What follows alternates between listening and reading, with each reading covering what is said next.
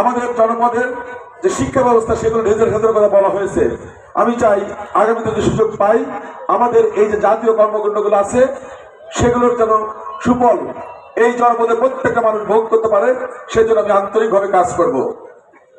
এই জনপদে আমি অনেকগুলো উঠোন বৈঠক করেছি, নারীদের সাথে বসেছি, ঋষি সম্প্রদায়, কৃষক, গ্রাম্য ডাক্তার, আলেম ওলামা সহ সকল শ্রেণী পেশার মানুষের সঙ্গে আমি কথা বলেছি। আমি একটা জিনিস বুঝতে পেরেছি, এই জনপদের মানুষের প্রথম মৌলিক চাহিদা হচ্ছে নিরাপত্তা, সামাজিক ন্যায় বিচার।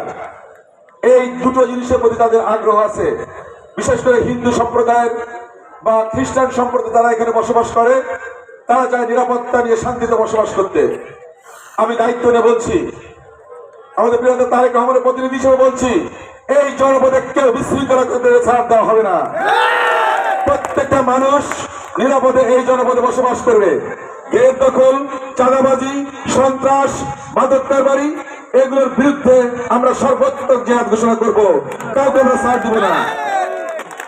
সে কোন দলের কোন মতের এটা বিবেচ্য বিষয় নয়।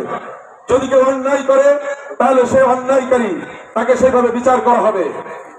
আর আপনাদের যেসব সম্পত্তি বা বেদখল হয়েছে, আমি মনে করি আগামীতে সুযোগ পেলে ভারতের উপর আমি চেষ্টা করব সঠিকভাবে আমাদের যারা নেতৃবৃন্দ আছে তাদেরকে নিয়ে এই জনপদের প্রত্যেকটা মানুষের সেই হারানো সম্পত্তিকে পুনরুদ্ধার করার জন্য।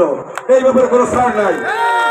আমরা চাই প্রত্যেকটা মানুষ সম্মানের সঙ্গে আত্মমর্যাদার সাথে এই জনপদে বসবাস করবে। এখানে কেউ রোহিঙ্গা হিসেবে বসবাস করবে না। বিএনপি যদি নির্বাচনে বিজয়ী হয় 13 তারিখ থেকে এই জনপদে প্রত্যেকটা মানুষ তার পরিবারের সাথে বসবাস করবে। প্রত্যেকটা নারী, প্রত্যেকটা শিশু তাদের বাড়ির গার্জিয়ানকে নিয়ে বসবাস করবে। কোন দুর্বৃত্তের কথায় বাড়ি ঘর ছেড়ে দূরে যেতে হবে না। আমি এটা নিশ্চয় দেব ইনশাআল্লাহ।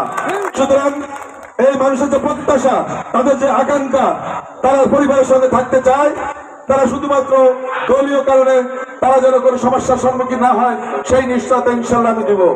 কারণ আমি এসেছি আমার এই জনপদের মানুষের পাশে দাঁড়ানোর জন্য। আমি বিশ্বাস করি যদি কোনো বালতিতে ছিদ্র থাকে তাহলে পানি ধরে রাখা যাবে না। সুতরাং প্রথমে নিরাপত্তা নিশ্চিত করতে হবে, তারপরে উন্নয়ন সহ আমাদের অন্যান্য যে কর্মকাণ্ড আছে সেগুলোর দিকে যেতে হবে। আমাদের জনপদের শিক্ষা ব্যবস্থার অনেক দুর্বলতা রয়েছে। আমরা চাই কারিগরি শিক্ষা দিয়ে আমাদের সন্তানদেরকে প্রশিক্ষিত করে বিদেশে চাকরির সুযোগ করে দিতে। আমাদের জনপদে বিশ্বমানের সম্পদ আছে, মোংলা বন্দর, সুন্দরবন, ইপিজেড সহ এই জনপদের বিশ্বমানের এই সম্পদগুলোকে কাজে লাগিয়ে আমরা আমাদের জনগোষ্ঠীর জন্য কর্মসংস্থান তৈরি করতে চাই। বাংলাদেশের অর্থনীতিকে এখানে আমরা সচল করতে চাই। আমরা চাই মোংলা বন্দরের সক্ষমতা বৃদ্ধি করে এখানে কর্মসংস্থান ফিরিয়ে আনতে।